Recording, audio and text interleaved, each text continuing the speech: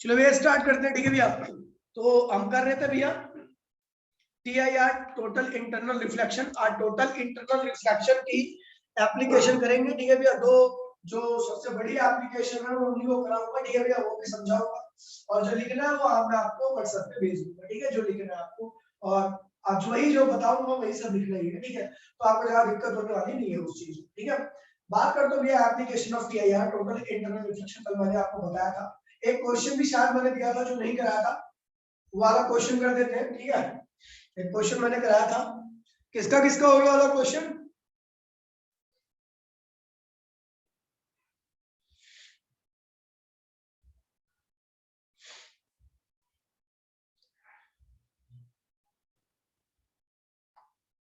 ठीक है, किसका किसका हुआ था वाला क्वेश्चन? जो लास्ट वाला क्वेश्चन था मेरा, जो दिया था मैंने, किसी का हुआ था?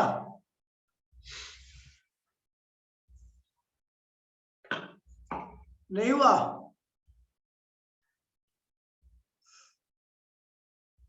चलो ठीक है, मैं कराता हूँ। ठीक है, उस वाले क्वेश्चन को, उसके बाद फिर आगे बढ़ते हैं। ठीक है, देखिएगा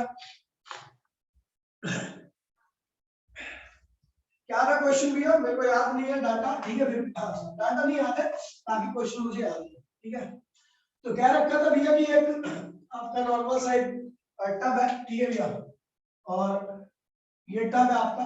ठीक है भैया, टब के नीचे एक लाइट लगी हुई है। ठीक है, और लाइट जल रही है। ठीक है, ये पूरा पानी से भरा पड़ा है। एक लिक्विड है जिसका रिफ्रैक्टिव इंडेक्स 5/13 है। इसका रिफ्रैक्टिव इंडेक्स क्या है भैया? 5/13, 3, 5/3 है इस मटेरियल का रिफ्रैक्टिव इंडेक्स। ठीक है, तो पूछ रहा है क्वेश्चन में, क्या पूछ रहा है भैया? क्वेश्चन में पूछ रहा है भैया, कह रहा है कि भैया वो लिक्विड की वो हाइट बताइए, लिक्विड की वो हाइट बताइए जिसमें कि यहां से ऑब्जर्वर ऊपर है, यहां से कहीं पर भी वो देख सकता है, इधर से कहीं पर भी ऑब्जर्वर देख सकता है। यहां से देखे, चाहे यहां से देखे, चाहे यहां से देखे, चाहे यहां से देखे, चाहे कहीं से भी देखा ऑब्जर्वर, उसको नीचे रखा हुआ है सोर्स वाला जो है, सोर्स बल्ब जो है जहां से लाइट निकल रही है, तो वो नहीं दिखनी चाहिए, वो नहीं दिख रही। ठीक है भैया, तो ये इसकी रेडियस मैंने r ले ली, इसकी हाइट मैंने h ले ली। मैंने कहा भैया लिक्विड h हाइट तक है इस डिस्क से, इसी वजह से इधर कहीं पर भी ऑब्जर्वर हो, चाहे ऑब्जर्वर यहाँ पर हो, चाहे ऑब्जर्वर यहाँ पर हो, चाहे ऑब्जर्वर यहाँ पर हो, इस लाइन यहाँ पर कहीं पर भी ऑब्जर्वर हो, लेकिन वो इस बल्ब को किसी प्रकार से नहीं देख सकता। तो ऐसा जब ही हो सकता है जब कोई भी रे बाहर निकल ही ना पा रही हो। ठीक है, रे इधर ही उधर रह जा रही हो, बाहर निकल नहीं पा रही हो, तो इसी एक कंडीशन में आपका जो बाहर ऑब्जर्वर है, ठीक है भैया, वो इस सोर्स को नहीं देख पाएगा। ठीक है भैया, तो देखिए भैया लाइट अंदर आ जाए तो कितने एंगल से आएगी हमें नहीं पता, तो इसलिए मैं आपको बता रहा हूँ भैया, हमें जब भी कैलकुलेशन करनी है ऐसे क्वेश्चन में, तो उसमें मिनिमम कंडीशन ऑफ TIR करना है। ठीक है भैया, कि लाइट यहाँ पे गई, इस पॉइंट पर इसका रिफ्रैक्शन हुआ, लेकिन लाइट अंदर नहीं आई, क्योंकि अंदर के हम कैलकुलेशन नहीं कर सकते, लाइट ऐसे चली गई। नॉर्मल ये था भैया, ये एंगल ऑफ इंसिडेंस हमने क्या बना दिया? क्रिटिकल एंगल के बराबर, और ये एंगल ऑफ रिफ्लेक्शन क्या बना लिया? 90 डिग्री का। ठीक है भैया, लाइट ऐसे भी चली जाएगी तो किसी भी पॉइंट से ये जो बल्ब है वो दिखेगा नहीं। ये बात क्लियर नहीं सबको? कल मैंने यहाँ तक बता ही दिया था इस क्वेश्चन को। नहीं नहीं, आज थोड़ा टॉपिक भी कराऊंगा। ठीक है,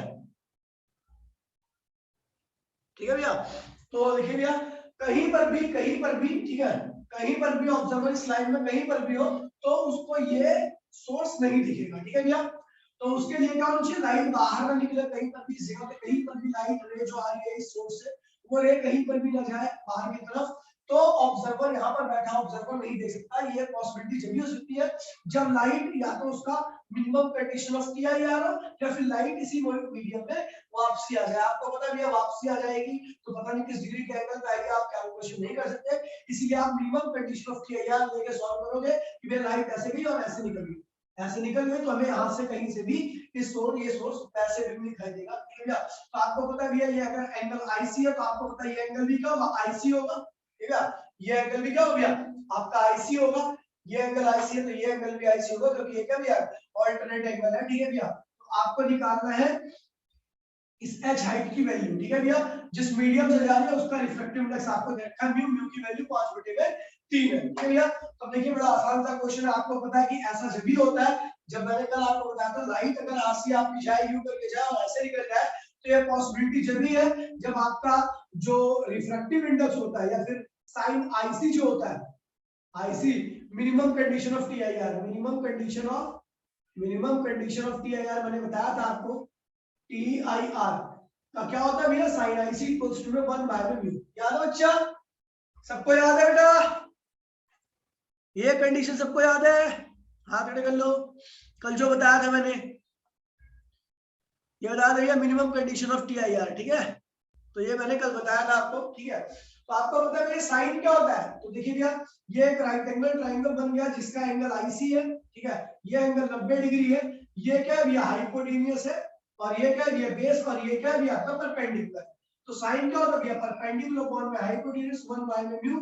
बेटा परपेंडिकुलर क्या है यहाँ पे, तो भैया आपका आर है, हाइपोटेन्यूस क्या होगा, ये होगा, तो ये कैसे निकलेगा, तो इसका स्क्वायर अंडर रूट में, यानी क्या हुआ h square plus r square, और इसको अंडर रूट में लिख दिया, और उसके बाद फिर क्या हुआ 1 बाय में म्यू हो गया, क्रॉस मल्टीप्लिकेशन कर दी, ऐसे क्रॉस मल्टीप्लिकेशन कर, चलो कर दो भैया, तो ये हो जाएगा भैया म्यू r इक्वल्स टू में क्या हो गया under root h square plus r square, squaring both side कर दीजिए, तो क्या होगा mu square r square equals to में h square plus r square, ये भैया r को इधर ले आइए, तो r स्क्वायर कॉमन आएगा, तो म्यू स्क्वायर माइनस 1 हो जाएगा इधर, ये भैया इधर बचेगा h स्क्वायर, आपको h की वैल्यू निकालनी है, तो h का स्क्वायर भी इधर लाएंगे, तो r square minus mu square minus 1, ठीक है भैया।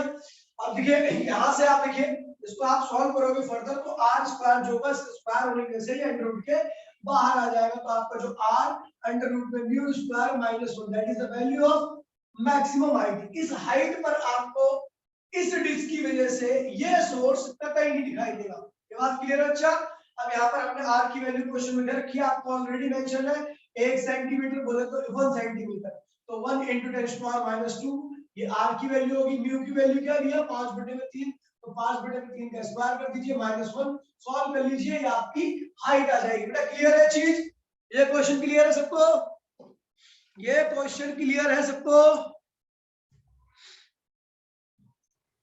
ठीक है, बहुत बढ़िया क्वेश्चन है, अच्छी क्वालिटी का क्वेश्चन है, ठीक है भैया, ये मैंने कल करा दिया था ऑफलाइन क्लास में, ऑनलाइन क्लास में नहीं करा पाया था, ठीक है।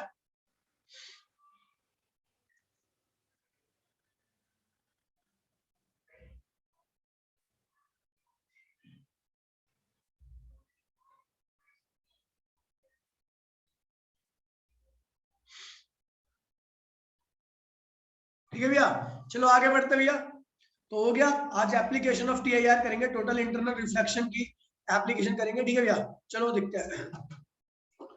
ठीक है भैया, ये क्वेश्चन काफी अच्छा, कई बार ऐसा भी होता है कि हमें एच दे रखा होगा, एच दे रखा होगा, ठीक है भैया, ये एंगल क्रिटिकल एंगल दे रखा होगा, आपको आर पूछ रखा होगा, तो आप बिल्कुल सेम इसी रिलेशन से आप ये निकालोगे, आर की वैल्यू जैसे आपने एच निकाला है, ठीक है भैया, और कई बार इसका एरिया भी पूछ लेता है कि इस डिस्क का एरिया कितना होगा, तो इसका एरिया निकालने के लिए आपको आर निकालना पड़ेगा, और जैसे ही आर आएगा आपको पता है सर्कुलर शेप है, तो इसका एरिया क्या होगा पाई आर स्क्वायर, ठीक है भैया, तो यहां से इसका एरिया भी निकल आएगा, इस तरीके से क्वेश्चन पूछा जा सकता है। बेटा क्लियर है ये चीज, अगर क्लियर है,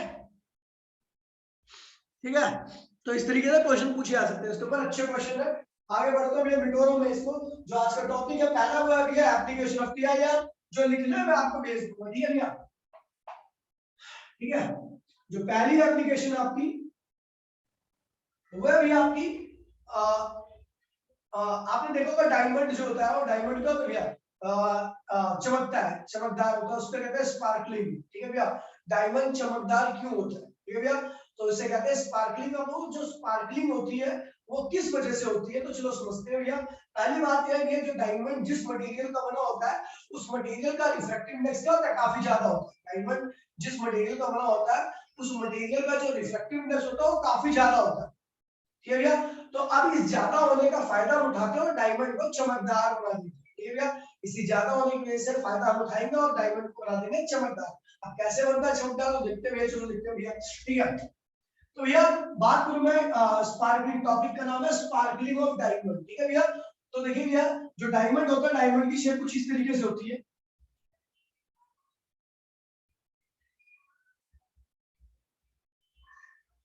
इस तरीके की होती है, ठीक है भैया, अभी यार ये तो ज्यादा ही बड़ा हो गया, बोर्ड में आएगा नहीं आपके फ्रेम में, ठीक है। डायमंड आपको कुछ इस तरीके का होता है, ठीक है। रुक जाओ एक बारी,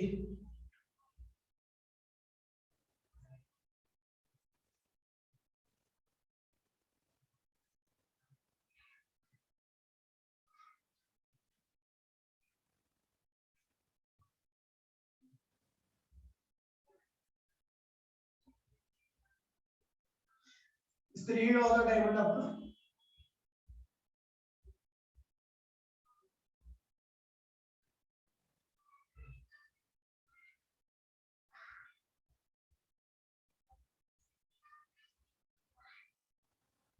ठीक है, डायमंड कुछ इस तरीके का होता है, ठीक है भैया। अब डायमंड को इस तरीके से काटा जाता है, बेसिकली डायमंड को ऐसे पत्थर की फॉर्म में मिलता है आपको, ठीक है भैया। नॉर्मल जैसे स्टोन वगैरह होते हैं, जैसे उनका इरेगुलर शेप होती है, बिल्कुल वैसी शेप होती है डायमंड की, लेकिन और वो डायमंड चमकदार भी नहीं होता, ठीक है भैया। लेकिन हम जब डायमंड की कटिंग करते हैं, कटिंग करके उसको एक प्रॉपर शेप देते हैं, ठीक है भैया, तब आपका डायमंड जो होता है वो चमकदार बनता है। चमकदार होने की वजह क्या होती है, तो भैया बता दूं भैया, यहाँ पे जो डायमंड का रिफ्रैक्टिव इंडेक्स होता है वो एक्चुअल में 2.5 होता है, जो कि काफी ज्यादा होता है। डायमंड का रिफ्रैक्टिव इंडेक्स क्या होता है भैया, 2.5, जिसकी वैल्यू क्या है, टू लार्ज है, टू लार्ज, ठीक है, काफी ज्यादा होता है। ठीक है भैया, अब इस चीज का फायदा उठाते हुए हम जानते हैं भैया, जिसका रिफ्रैक्टिव इंडेक्स ज्यादा होता है उसका क्रिटिकल एंगल क्या होगा, कम होगा। देखिए भैया, आपको मैंने कल कहा था साइन आईसी इक्वल्स टू में, साइन आईसी इक्वल्स टू 1 बाय में म्यू होता है। तो आईसी क्या होगा भैया, साइन इनवर्स 1 बाय में म्यू, ठीक है भैया। जिसका रिफ्रैक्टिव इंडेक्स ज्यादा होता है उसका क्रिटिकल एंगल क्या होगा, कम होता है, ठीक है भैया। तो आईसी क्या होगा भैया आपका स्मॉल, और आप देखोगे कि भैया जो डायमंड का आईसी आता है वो 24 डिग्री के आसपास आता है, 24 डिग्री के आसपास आता है। डायमंड का जो क्रिटिकल एंगल होता है वो करीबन भी तो आपका 24 डिग्री के आसपास आता है, ठीक है भैया। अब हमें पता है कि डायमंड का जो मटेरियल है उसका क्रिटिकल एंगल क्या है, 24 डिग्री के आसपास है। क्रिटिकल एंगल आपको याद होगा कि जब लाइट डेंसर से रेयर मीडियम में आती है, तो अगर उसका जो एंगल ऑफ इंसिडेंस है वो क्रिटिकल एंगल से ज्यादा हो जाएगा, तो लाइट उसी मीडियम में वापसी आ जाएगी, जिसको हम टीआईआर कहते हैं, टोटल इंटरनल रिफ्रैक्शन, ठीक है भैया। ये चीज आपको याद होनी चाहिए, मैंने कल बताया था, इसको डिस्कस भी किया था, ठीक है भैया। तो भैया 24 डिग्री होने की वजह से आपको पता है जो भी 3D एंगल होता है हमारे पास, 3D एंगल होता है 360 डिग्री का, ठीक है। जो हमारे पास 3D एंगल है वो 360 डिग्री का है, ठीक है भैया। तो 24 डिग्री होने की वजह से डायमंड का जो मटेरियल है जिसका क्रिटिकल एंगल 24 डिग्री होने की वजह से 24 डिग्री के आसपास होता है, ठीक है भैया। तो इसका फायदा उठाते हुए हम डायमंड के बहुत सारे फेस कर देते हैं, बहुत सारे फेस कर देते हैं। 360 डिग्री में 24 के हिसाब से करीबन नहीं तो 15 फेस बन जाते हैं डायमंड के, ठीक है भैया। डायमंड के 15 फेस में काट देते हैं, एक फेस, दो फेस, तीन फेस। जैसे आपका एक क्यूब होता है तो उसके बहुत सारे फेस होते हैं, ठीक है भैया। लेकिन डायमंड का रिफ्रैक्टिव इंडेक्स जितना ज्यादा होता है उसके हम बहुत सारे फेस कर सकते हैं। 360 डिग्री के अंदर करीबन नहीं तो 15 फेस हो जाते हैं डायमंड के, ठीक है भैया। अब 15 फेस हो जाने के बाद क्या होगा भैया, ठीक है भैया, 24 डिग्री इसका क्रिटिकल एंगल है, ठीक है भैया। मतलब अगर इतने एंगल से थोड़ी भी ज्यादा हुई लाइट, तो लाइट क्या होगी, उसी मीडियम में, मतलब डायमंड के अंदर वापस आ जाएगी। अब देखिए भैया, लाइट जाती है बाहर से डेंसर से रेयर, ठीक है भैया। लाइट जाती है बाहर डेंसर से रेयर, मान लीजिए यहाँ पे गई, ये एयर है जो कि रेयर है, और ये डायमंड है जो कि डेंसर है, ये डेंसर है, ठीक है भैया। डायमंड क्या डेंसर है, तो जब लाइट आपकी रेयर से डेंसर में जाती है तो नॉर्मली क्या होता है भैया, रिफ्रैक्शन होता है, लाइट एंट्री मार जाती है, ठीक है भैया।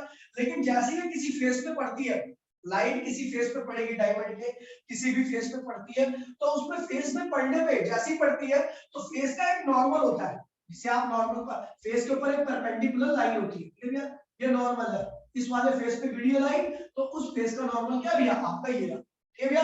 तो ये जो लाइट गिरी है ये आई एंगल पे गिरी है, किस एंगल पे गिरी है भैया, आई एंगल पे। और आप ये देखिए भैया, ये जिस एंगल पर गिरी है वो एंगल है भैया आपका आई, और ये एंगल आई जो होता है वो इस 24 डिग्री से क्या होता है भैया, ज्यादा होता है, ठीक है भैया। 24 डिग्री क्या भैया, क्रिटिकल एंगल है, और जिस एंगल से गिरी है वो 24 डिग्री से आगे है। तो क्या लाइट अब देखिए भैया, बाहर से अंदर जाएगी तो कोई टीआईआर नहीं होगा, लेकिन जब अंदर से बाहर की तरफ आएगी, अंदर का मीडियम क्या है, डेंसर, और बाहर का मीडियम क्या है, तो जब लाइट अंदर से बाहर की तरफ आएगी और वो एंगल कितना रहेगा, एंगल ऑफ इंसिडेंस 24 डिग्री से ज्यादा रहेगा, तो लाइट बाहर नहीं निकल पाएगी। ये TIR की कंडीशन बन रही है। TIR की कंडीशन क्या है, लाइट हीरे से अगर बाहर निकल रही है, यानी डेंसर से रियर में जा रही है, यानी डेंसर से रियर में मूव कर रही है, पहली कंडीशन सेटिस्फाइड है।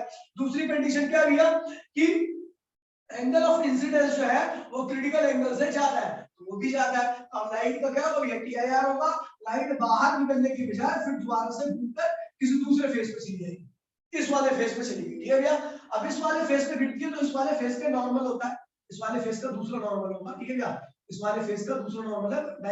डायग्राम थोड़ा वैसा नहीं बन रहा, ठीक है भैया, लेकिन आप समझ जा रहे हैं, जो जो जिस फेस पे गिरी है उस वाले फेस का नॉर्मल है, और उस वाले फेस के नॉर्मल के साथ भी क्या बनाती है भैया, ये इतने एंगल बनाती है जो कि 24 डिग्री से क्या हो जाता हो। ठीक है भैया, जिस वाले फेस पे अभी गिरी है लाइट, उसके नॉर्मल के साथ भी क्या बनाती है भैया, ये 24 डिग्री से ज्यादा एंगल बनाती है, तो लाइट फिर क्या होती है भैया, फिर देखिए भैया एंगल जिस एंगल से गिरी है वो एंगल क्या है, क्रिटिकल एंगल से ज्यादा है। और दूसरी कंडीशन क्या है, लाइट जो आ रही है हीरे के बाहर जा रही है, यानी डेंसर से रियर की तरफ जा रही है। यहाँ पर दोनों कंडीशन आपकी सेटिस्फाई हो रही है, लाइट फिर क्या हो गया, घूमकर वापसी क्या होगी, हीरे के अंदर आ जाएगी। तो लाइट का बार बार क्या होती है, लाइट इसी मीडियम में बार बार घूमती रहती है और एक जगह पे इकट्ठी हो जाती है। ठीक है भैया, एक जगह पे जब इकट्ठी आती है तो किसी फेस से अगर इसको निकलने का मौका मिलता है, मतलब कोई ऐसा एंगल बन जाए जो क्रिटिकल एंगल से कम हो, यानी लीजिए भैया लाइट अगर डेंसर से रियर में जा रही है और इस एंगल पे किसी एंगल कोई कभी रैंडमली ऐसा भी एंगल आ जाता है जो क्रिटिकल एंगल से कम होता है, तो लाइट उस वाले फेस से बाहर ही निकल जाती है। ठीक है भैया, अभी देखिए जहां जहां मैंने बताया वहां पे जिस एंगल से जा रही है लाइट, जिस एंगल से उस फेस पे गिरी, वो एंगल जो था वो 24 डिग्री से ज्यादा था, क्रिटिकल एंगल से ज्यादा था, तो लाइट बाहर निकल पाती थी, उसका TIR लगातार हो रहा था फिक्स। लेकिन कई बार ऐसा भी होता है कि रैंडमली लाइट का जो एंगल होता है उस फेस के साथ क्रिटिकल एंगल से कम बन जाता है और लाइट की वृत्ति वहां से निकल जाती है। जो लाइट बार बार घूमती घूमती लाइट जुड़ जाती है, कलेक्ट हो जाती है, एक ही पॉइंट पर बहुत ज्यादा लाइट हो जाती है। ठीक है भैया, और अगर लाइट को उस फेस से निकलने का मौका मिलता है तो बहुत सारी लाइट एक साथ निकलती है, जिसकी वजह से डायमंड क्या होता है आपका चमकदार बन जाता है, चमक आ जाती है लाइट में। ठीक है भैया, डायमंड का रिफ्रैक्टिव इंडेक्स जितना कम ज्यादा होगा, ध्यान दीजिए भैया, डायमंड का रिफ्रैक्टिव इंडेक्स जितना ज्यादा होगा उसका क्रिटिकल एंगल उतना ही कम होगा, आप उतने ही ज्यादा फेजेस को बना सकते हो उसमें, और उतनी ज्यादा बार लाइट अंदर क्या होगी, घूमेगी, ज्यादा कलेक्ट होगी, और अगर किसी फेज से निकलने का उसको मौका मिलता है तो उस फेज से बहुत सारी लाइट एक साथ निकलेगी। ठीक है भैया, यही कंसेप्ट होता है डायमंड के चमकने का। दूसरी बात यह भैया कि डायमंड का इफेक्ट आपने सुना होगा, भैया डायमंड की कीमत ज्यादा है, इस डायमंड की कीमत कम है, इस डायमंड की कीमत ज्यादा है, तो भैया डायमंड की कीमत जो होती है वो इससे तय होती है, जिस डायमंड का रिफ्रैक्टिव इंडेक्स जितना ज्यादा होगा उसका क्रिटिकल एंगल उतना कम होगा, और उतने ही उसके फेजेस आप काटोगे, उतनी ही बार लाइट क्या होगी, अंदर घूमेगी, उतनी ही ज्यादा लाइट अंदर कलेक्ट होगी, और जहां से निकलने का मौका मिलेगा लाइट से, वहां से उतनी ज्यादा लाइट निकलेगी, और जो हीरे की स्पार्कलिंग है, जो उसकी ब्राइटनेस है, जो उसकी चमक है, वो उतनी ही ज्यादा होगी। आई थिंक आप लोगों को क्लियर हो चुका होगा कि डायमंड चमकता क्यों है। बड़ा क्लियर है सबको, डायमंड की चमक क्यों है, डायमंड चमकदार क्यों होता है।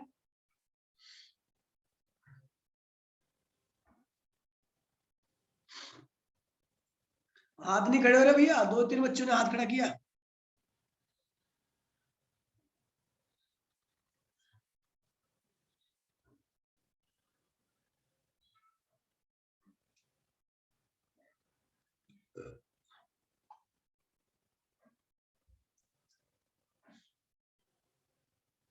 तेरे नाम से नहीं, एक दो दो करण है, कोई दिक्कत नहीं है।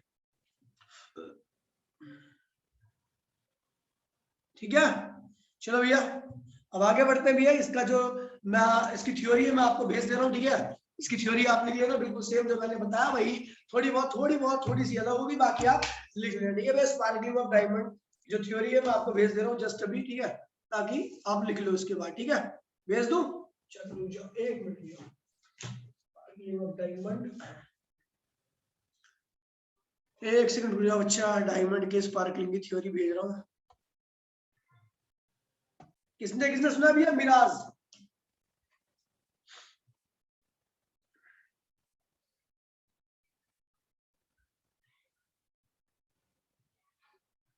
मिराज किसने सुना, मृग तृष्णा कहते हैं हिंदी में।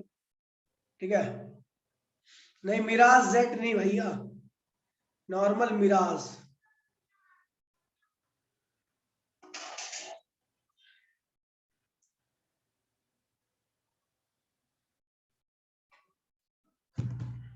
ठीक है भैया, चलो भैया देखिए, उसको कॉपी कर लेना, मैंने समझा दिया अपने एंड से। ठीक है भैया, किसी को दिक्कत तो होनी नहीं चाहिए। ठीक है, डायग्राम यही बनाना जो मैंने बना रखा है। ठीक है, आगे बढ़ते बच्चा। ठीक है, और करते भैया मिराज। मिराज ठीक है भैया, मिराज के केस में क्या होता है भैया कि कई बार आप डेजर्ट वगैरह में चले जाते हो। ठीक है भैया, तो डेजर्ट में जो होता है आपको लगता है भैया सामने पानी है, सामने पानी है। ठीक है भैया, और आप देखते हो भैया पानी की तलाश में आगे निकलते हो और आपको पानी नहीं मिलता। ठीक है भैया, आपको लगता है भैया कि वहां पे पानी है, लेकिन आप जब जाओगे तो वहां पे आपका केवल कटेगा, कुछ नहीं मिलेगा। ठीक है भैया, तो पानी की तलाश बेकार है। ठीक है भैया, अब देखते हैं ऐसा क्यों होता है कि हमें लगता है पानी है। ठीक है भैया, देखिए मैंने आपको एक कंसेप्ट बताया था। मान लीजिए आपके सामने वाली रखी हुई चीज से लाइट आ रही है आपकी तरफ, लेकिन रास्ते में मुड़ के कहीं और चली गई। ठीक है भैया, और किसी और डायरेक्शन से आ रही है, तो अब आपको वो चीज उस जगह पे नहीं दिखाई देगी। ठीक है भैया, लाइट कोई चीज आप वहीं से दिखाई देखती है, कोई किसी चीज को आप वहीं से देख पाते हो जहां से उसकी रे आ रही है। अगर रे किसी तरीके से आपके अपना रास्ता चेंज कर लेती है तो आपको ऑब्जेक्ट उस जगह पे आप दिखाई नहीं देगा। ठीक है भैया, बिल्कुल सेम यही कंसेप्ट भी यहाँ पर यूज हुआ मिराज फॉर्मेशन में। ठीक है भैया, जो डायग्राम बना रहा हूँ ध्यान दीजिएगा। ठीक है भैया, बता दूं भैया कि डेजर्ट में जो होता है, ठीक है, डेजर्ट में जमीन क्या होती है, काफी गर्म होती है, और गर्म जमीन के पास में रेत गर्म होती है भैया, रेत गर्म गर्म जमीन होती है। ठीक है, और गर्म जमीन के पास की एयर भी क्या होती है, काफी गर्म होती है। और गर्म एयर की जो प्रॉपर्टी होती है वो क्या होती है भैया, उसकी डेंसिटी कम होती है, और साथ साथ उसका रिफ्रैक्टिव इंडेक्स भी क्या होता है भैया, कम होता है। गर्म एयर की डेंसिटी कम होती है, साथ साथ में उसका रिफ्रैक्टिव इंडेक्स भी क्या होता है भैया, कम होता है। लेकिन जो ऊपर की एयर होती है वो काफी ठंडी होती है, और ठंडी एयर की डेंसिटी और आपका जो रिफ्रैक्टिव इंडेक्स होता है वो दोनों ही क्या होते हैं भैया, ज्यादा होते हैं। ठीक है, तो ऊपर की एयर ठंडी और ज्यादा रिफ्रैक्टिव इंडेक्स वाली, नीचे की एयर गर्म और कम रिफ्रैक्टिव इंडेक्स वाली। ठीक है भैया, और एयर जो होती है लगातार ऊपर से नीचे की तरफ आते आते गर्म होती है, रिफ्रैक्टिव इंडेक्स घटता है, और ऊपर की तरफ जाते आते रिफ्रैक्टिव इंडेक्स क्या होता है भैया, बढ़ता है। ठीक है भैया, इस चीज को ध्यान रखना, बिल्कुल सेम कंसेप्ट है। ये सूरज है, सूरज है, ये रहा सूरज आपका। ठीक है भैया, और ये सूरज दिख रहा, सूरज, हाँ ठीक है भैया, और ये डेजर्ट में एक छोटा सा पेड़ है। ठीक है, डेजर्ट में एक छोटा सा पेड़ है, पेड़ को मैं यहाँ बना दे रहा हूँ। ठीक है भैया, डेजर्ट वाला पेड़ है। ठीक है, इसकी ऐसे ऐसे बना दे रहा हूँ। ये डेजर्ट का पेड़ है, कांटे लगे हैं इसमें। ठीक है,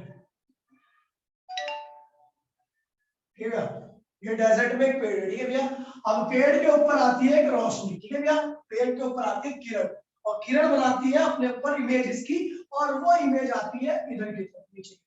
आपको पता है भैया, जैसे जैसे लाइट नीचे आती है, ध्यान दीजिए भैया, लाइट नीचे आती है तो आपको बता दूं कि नीचे आती है तो नीचे का रिफ्लेक्टिव इंडेक्स क्या होगा भैया, ध्यान दीजिए, नीचे आता है तो जो म्यू है वो क्या होगा भैया, नीचे का रिफ्लेक्टिव इंडेक्स। ठीक है भैया, नीचे आता है तो लाइट का जो मीडियम है, जैसे आप नीचे आ रहे हैं, नीचे की तरफ लाइट आ रही है, तो आपको पता है नीचे की तरफ आते आते लाइट का जो रिफ्लेक्टिव इंडेक्स होता है वो डिक्रीज करेगा। ठीक है भैया, रिफ्लेक्टिव इंडेक्स डिक्रीज करेगा, क्योंकि नीचे क्या होती है भैया, हॉट एयर, हॉट एयर। ठीक है भैया, और ऊपर जाते वक्त यही क्यों उल्टा होगा, जब आप ऊपर जाओगे तो ऊपर होगी एयर कूल। ठीक है भैया, और रिफ्लेक्टिव इंडेक्स क्या होगा भैया, इंक्रीज करेगा।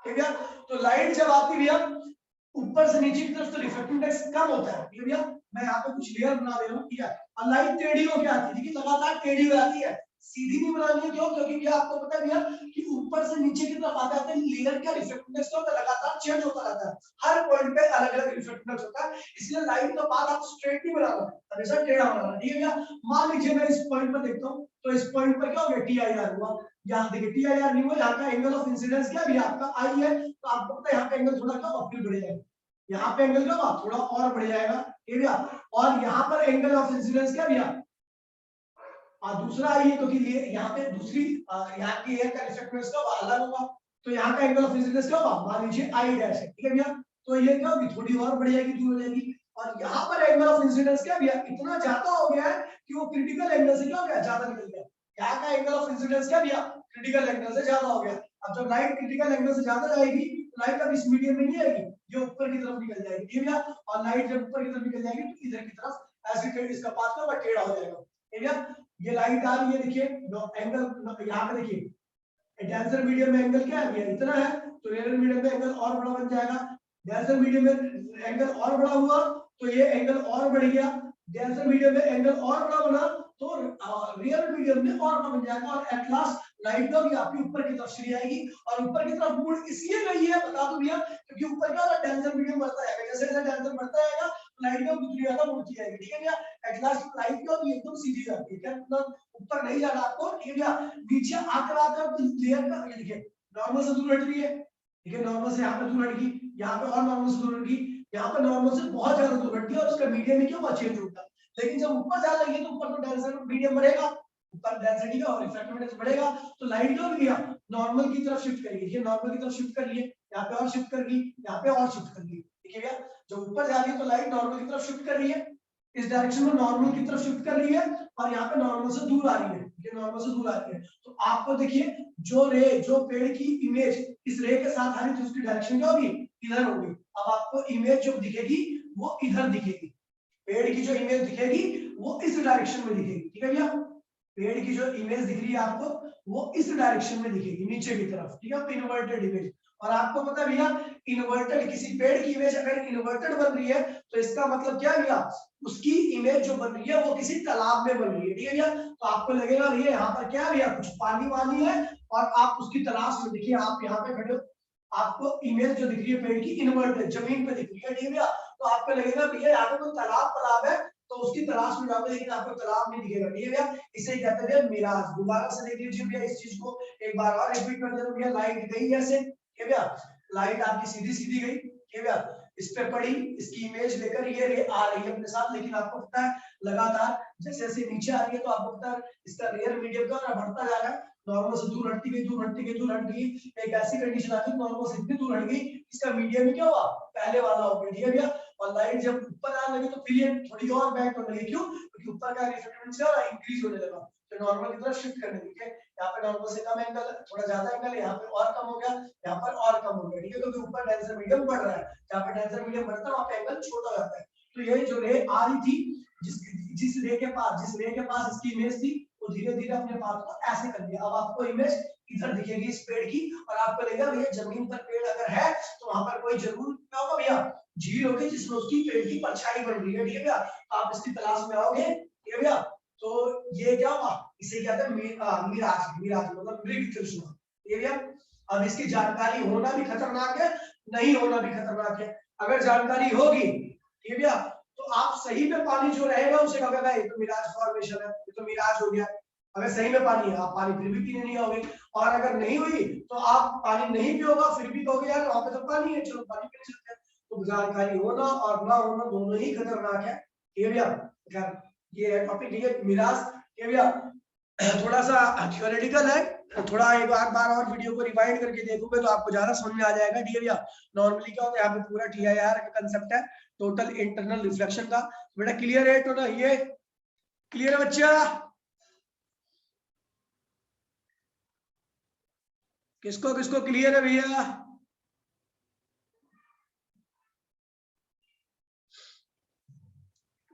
ठीक है भैया, यहाँ पे पूरा टोटल इंटरनल रिफ्लेक्शन का कंसेप्ट है, कोई और नहीं है। ठीक है भैया, बस जितना ध्यान रखना।